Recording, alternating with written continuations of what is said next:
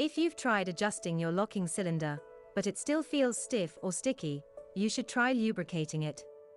Do not use WD-40 or a 3-in-1 oil, as this will void your warranty.